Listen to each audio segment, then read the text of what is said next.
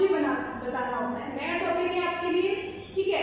तो पहले मैं समझाने जा रही हूँ कि एग्जाम में क्वेश्चन किस तरह से आएंगे, ठीक है। फिर अपन एक एक टॉपिक को अच्छे से करेंगे, ओके। तो पहले मैं क्वेश्चन बताने जा रही हूँ, क्वेश्चन किस तरह से आता है एग्जाम में, क्योंकि 3 नंबर का आता है। 1 नंबर कारक, 1 नंबर काल, 1 नंबर वाच्य।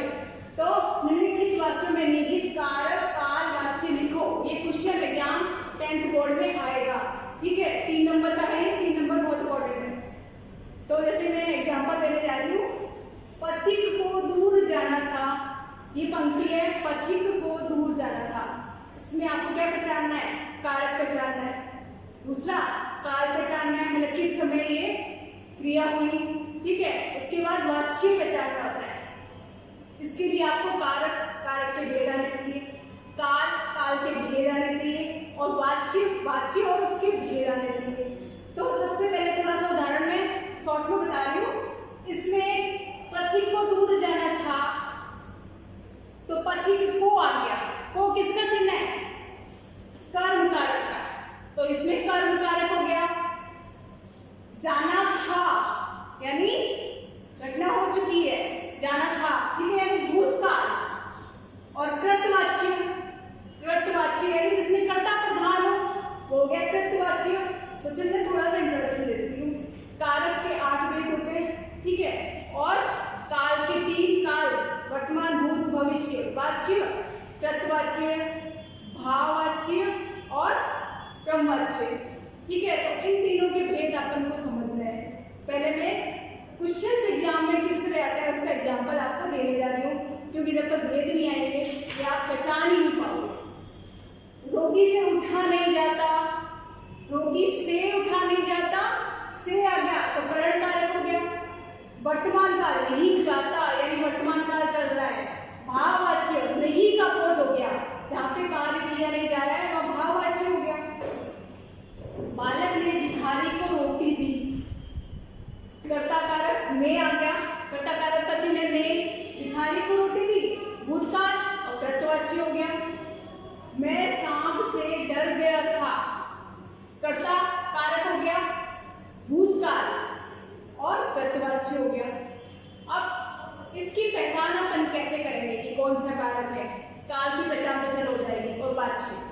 तो सबसे पहले एक एक टॉपिक अपन को एक अच्छे से समझना होगा। तो मैं सबसे पहले कारक आपको समझाने जा रही हूँ कि कारक की पहचान कैसे करेंगे।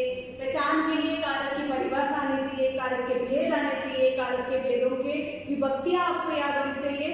तो सबसे पहले कारक का शाब्दिक अर्थ क्या होता है, करने वाला, क्या क्रिया को पूरा करने में योगदान करने वाला होता है कारक। अब है इसकी परिभाषा, संज्ञा सर्वनाम के जिस रूप से उसका संबंध वाक्य में क्रिया से किया जाना जाए उसे कारक कहता है। मतलब कारक क्या करता है, संज्ञा सर्वनाम का संबंध क्रिया से जोड़ने का कार्य करता है, ठीक है। तो उदाहरण के द्वारा समझते हैं। जैसे माँ ने चाकू से फल काटा, अगर ये ने नहीं होता, से नहीं होता, वाक्य समझ में आता। माँ चाकू फल काटा नहीं आ रहा, तो माँ ने चाकू से फल काटा, ने क्या है, कारक, से क्या है, कारक का चिन्ह, ठीक है। तो माँ है संज्ञा, क्रिया क्या है, काटा, फल भी संज्ञा, चाकू भी संज्ञा।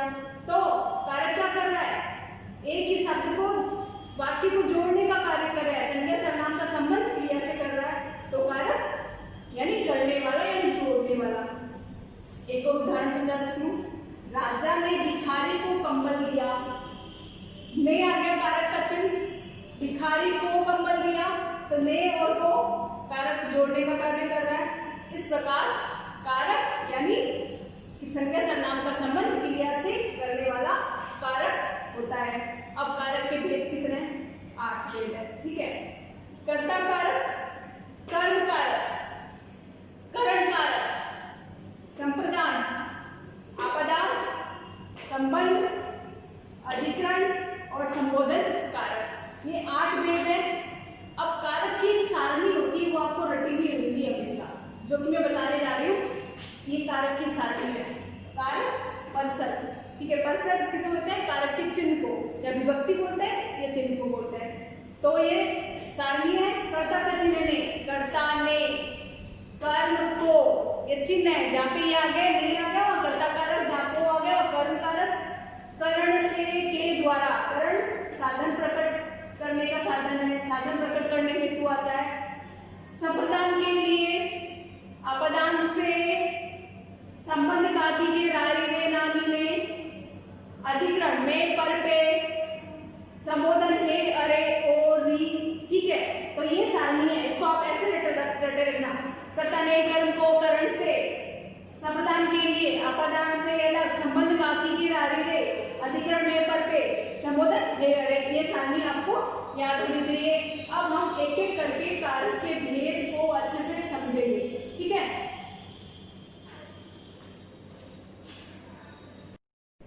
कारक के भेद पढ़ने जा रहे थे अपन। कारक का पहला भेद है कर्ता कारक, ठीक है। कर्ता का परसर्ग यानी चिन्ह क्या है, ने। कर्ता अर्थात कार्य को करने वाला, वाक्य में जिसके द्वारा क्रिया की जाती है, कार्य किया जाता है या हो रही होती है, वह कर्ता कारक कहा जाता है, ठीक है। तो मैं इसको उदाहरण के द्वारा समझेंगे। जैसे शिक्षक ने पाठ पढ़ाया, क्रिया कौन कर रहा है, शिक्षक क्या कर रहा है, पाठ पढ़ा रहा है, तो शिक्षक हो गया कर्ता, कर्ता का चिन्ह ने। बच्चे ने खाना खाया, बच्चा है कर्ता, कर्ता का चिन्ह आ गया, खाया क्रिया है, तो बच्चे ने खाना खाया, कार्य को करने वाला कर्ता कारक। तो कई बार क्या होता है, ये चिन्ह कई बार आता है ने, कई बार नहीं आता।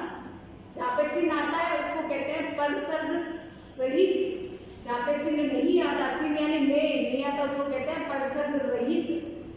तो उसका मैं शब्द पर जानती हूँ। चिन्ह ना भी आए फिर भी कर्ता तो होता है, यानी कार्य करने वाला तो होता है। कई बार ने चिन्ह लुप्त होता है, तो शिक्षक पाठ पढ़ाता है, इसमें ने नहीं आया, फिर भी कर्ता कौन है, शिक्षक। अब बच्चा खेलता है, इसमें भी ने नहीं आया है, फिर भी इसमें कर्ता है, कौन है, बच्चा।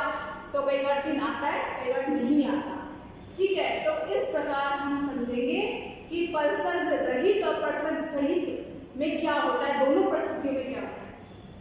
परसर्ग कारक के चिन्ह को बोलते हैं, ये ध्यान रखना, परसर्ग यानी विभक्ति, कारक का चिन्ह, कारक का चिन्ह यानी कर्ता का चिन्ह क्या है, ने, तो हो गया परसर्ग।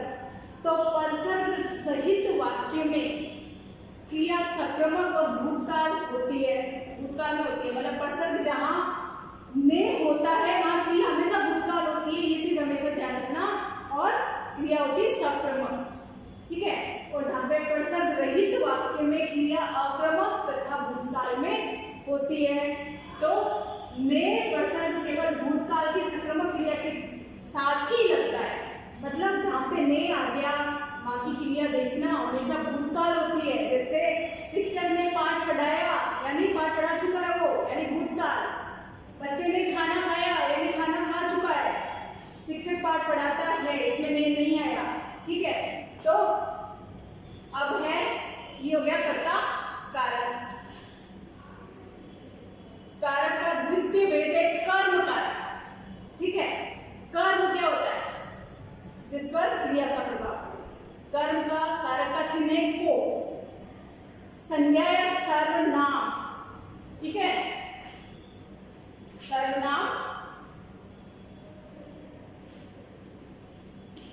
सर्वनाम के जिस पद पर क्रिया का प्रभाव पड़ता है, संज्ञा सर्वनाम के जिस पद पर क्रिया का प्रभाव पड़ता है वो होता है कर्म कारक, इसका चिन्ह है को, ठीक है। ध्यान रखना, जब तक को आए अब कर्म कारक होता है।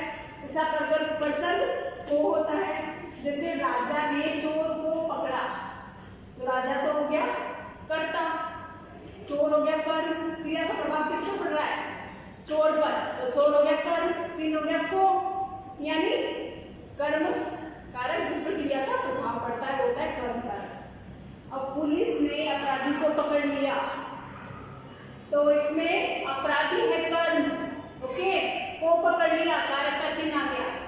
सपेरे ने सांप को नचाया, तो सांप है कर्म जिस पर क्रिया का प्रभाव पड़ता है, इस पर क्रिया का प्रभाव पड़ रहा है, यानी सपेरा है तो सांप को नचा रहा है, नचाना किस पर प्रभाव पड़ा, सांप पर। अब है माँ ने